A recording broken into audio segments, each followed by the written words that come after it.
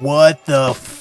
happened in Super Bowl XXVII? It's January 31st, 1993 at the Rose Bowl in Pasadena, and this was a clash between two teams with wildly different roads to the big game, and the stage was set for a showdown that would be one of the most bizarre outcomes in Super Bowl history. On one side, the Dallas Cowboys were a team in the middle of a stunning resurrection under head coach Jimmy Johnson, and powered by a young, electric roster featuring Troy Aikman, Emmitt Smith, and Michael Irvin, aka the Triplets. Dallas had gone from a 1-15 disaster just 4 years prior to NFC champions with a 13-3 regular season record. They were hungry, they were talented, and they were absolutely on a mission. On the other side stood the Buffalo Bills, making their third consecutive Super Bowl appearance, a feat that put them in rare air in the modern NFL. Led by quarterback Jim Kelly and the no-huddle K-gun offense, Buffalo had battled through the AFC all season long, but back-to-back Super Bowl losses hung over this team, and pressure to finally break through and get that elusive ring had never been greater. So, could they shake the heartbreak of the past 2 years, or would history repeat itself once again? The Bills received the opening kickoff and the game was underway. They started things off with a big play to their star receiver Andre Reed on a slant over the middle to get them to the 35 with a quick first down, but things quickly went sideways as they found themselves on 3rd and 1, and a scrambling Kelly was chopped down in the backfield, losing yardage, and they'd punt away their opening drive. Things were about the same for the Cowboys' opening drive as they tried Emmitt Smith a few times unsuccessfully, and Aikman sky-mailed the 3rd down pass out of bounds, missing Michael Irvin, going 3 and out. To add insult to injury, Saxon's punt was blocked by Steve Tasker, and it bounced all the way to the sideline and out at the 16, giving it right back to Buffalo then and there with a great opportunity to take the lead. Thomas took the counter run to the edge on 1st down, pulled out after picking up a good 7 before being stuffed on 2nd, and on 3rd down, Kelly, blissfully unaware of his blind side, had it punched away by Charles Haley, with them luckily recovering it. All this didn't matter though, as Dallas was penalized for a hold in the secondary, and Buffalo would get a fresh set of downs after the near disaster. Thomas wiggled forward for a few on 1st down, and on 2nd he'd power through James Washington and break the plane to put Buffalo up 7-0 still early in the first quarter. Dallas seemed like they'd start kicking it into gear on the next drive with Aikman hitting Novacek over the middle and Smith plowing forward for a tough 1st down, but things started to fall apart after Smith ripped off a big run up the gut that was thanks to a false start. On the following 3rd and 7, Aikman threw into traffic and incomplete, and things would come to an end before they could cross midfield. The defense tried giving them a chance, however, as on the next drive for Buffalo, they gave up nothing to Thurman Thomas, and on 3rd and forever, Kelly missed his guy on the sideline, but another penalty fell Buffalo's way as Leon Lett laid into the QB late, and they get bailed out for now. Next play, Kelly lofted a beautiful ball to the corner for Reed, getting them to midfield, where Kelly didn't see the nickel blitz coming at all, getting walloped as he threw, and James Washington would come down with the ball, fumbling it out of bounds in Bills territory. The Cowboys quickly found themselves getting backed up by negative play after negative play, but on 3rd and 16, Aikman stood in and found the playmaker between the zone defense to keep things going from the 33. They finally got Smith some running room, where he barely got Dallas another 1st down before Novacek got wide-ass open on the stick and nod play, and Aikman put it right on him, and Buffalo's lead vanished in a flash. Things were tied up 7-7 nearing the end of 1. Starting near the end zone, disaster would strike next for Buffalo as Kelly backpedaled and his right tackle sold almost instantly, allowing Charles Haley to snag his throwing arm, tossing the ball right to Jimmy Jones, who dived right into the end zone with it, and in a matter of minutes,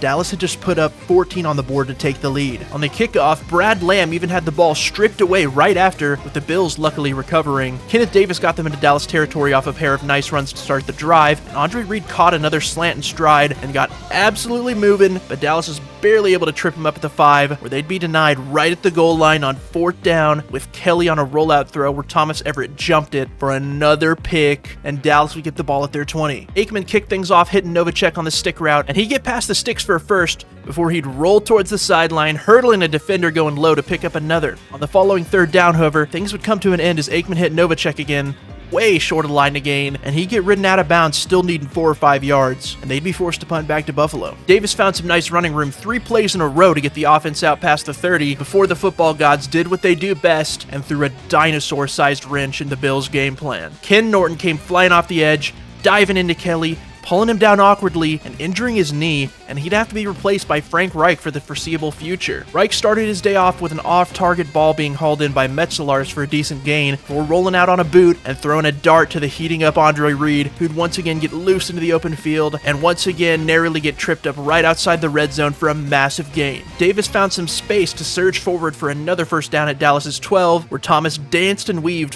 forward to get inside the 10, and Reich was able to draw Dallas off sides to get him a bit closer on 3rd and 1, where Thomas succumbed to the penetration in the backfield. Giggity, and Levy decided it was time to take the points, with Christie booting it down the middle to make it 10-14 with 3.5 minutes left in the half. Emmett caught the check down from Aikman to start things off with a gain of 6 before he hit Novacek over the middle for a first down past the 40. Smith followed Johnson next, galloping through the line, gashing Buffalo's defense for a massive gain that got them knocking on the door inside the 20 with plenty of time still on the clock. In the very next play, Aikman hit his back foot and fired to who else but the playmaker on the post, and he'd glide into the end zone to put the Cowboys up 21-10 just inside the 2-minute warning. As if things weren't bad enough for Buffalo already, Thomas would dance around after catching a check down from Reich, and they'd lose another fumble, turning over the ball for the 4th time in one half, and the absolute meltdown would continue as Aikman chucked it up for Irvin, coming back to the ball on the sideline, and they'd tackle him into the end zone for their 4th touchdown of the half, and they'd go up 28-10 with 1:30 still remaining. And if all of that wasn't enough, Kenneth Davis slipped and fumbled the handoff from Reich on the next play from scrimmage, but he'd recover and lose some yardage. Andre Reed caught it on a dig next, getting them up near the 30 for a first, and Reich would toss a YOLO ball down the sideline looking for BB, and it would be picked off by Larry Brown, who had the inside track for the 5th turnover of the game, and the Cowboys would run out the clock to take it to half. The Cowboys received to start the second, and Emmett got 2 carries going downhill for a quick first down before Aikman would look to old reliable Irvin on 3rd and 3 on a comeback for another, and he'd find some running room to get into Buffalo's 30, where a few more Smith ground and pounds got them into the red zone. Another sideline look for Irvin, and a penalty on Buffalo got them knocking on the door at the 7, where Aikman dumped it off to Novacek in the flat, and he dived down at the 2,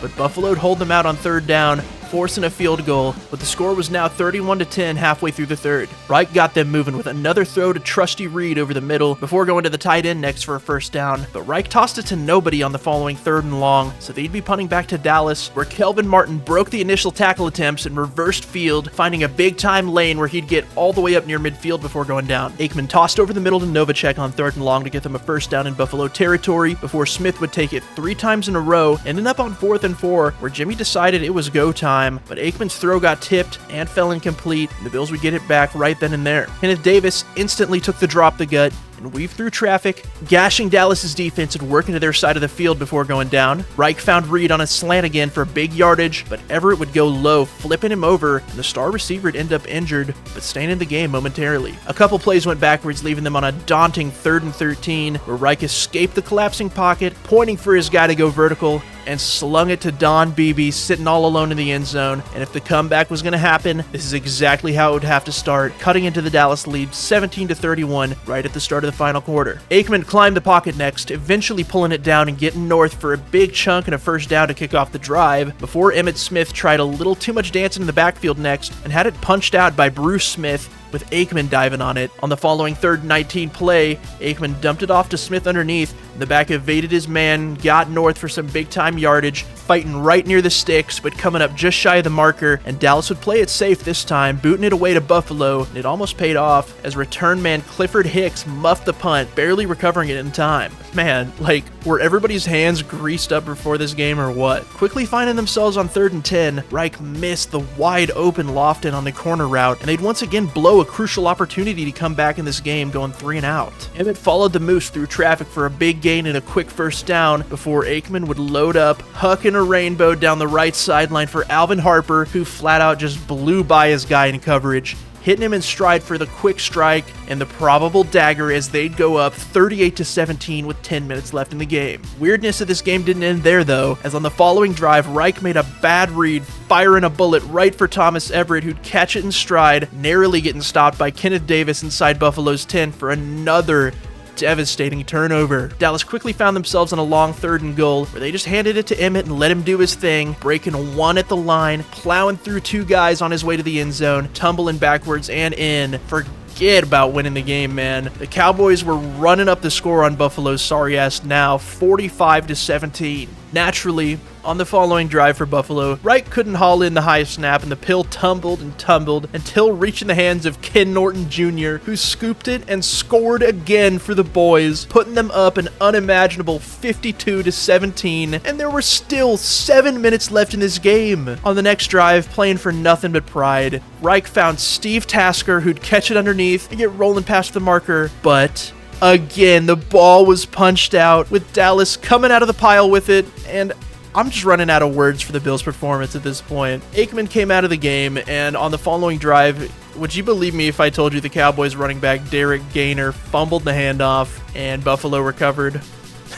I guess anything would be believable at this point. Reich added some garbage time yardage moving into Dallas's side. They'd be forced to go for it on 4th and 6 from Dallas's 31, where Reich would get hit almost instantly, fumbling the ball to Leon Lett, who turned on the big man Jets, huffing and hauling down the sideline and thinking he was in the clear, celebrating early, but Don Beebe, scrappy, hard-working gym rat, chased him down, swatting the ball free from his hand and out of the end zone for a touchback, and Lett's arrogance would cause one of the dumbest plays in Super Bowl history. Not that it really mattered by this point anyways, but still. The final 4.5 minutes were just an exercise in futility as the Bills added some more garbage time yardage, and the Cowboys celebrated on the sideline, and the game would end with Leon Lett wrangling down Reich with the clock ticking away, and the Big D would put themselves back on the map for the first time since the Landry and Staubach days of old, and the Buffalo Bills would complete the hat trick in the worst way, getting embarrassed in their 3rd straight Super Bowl appearance.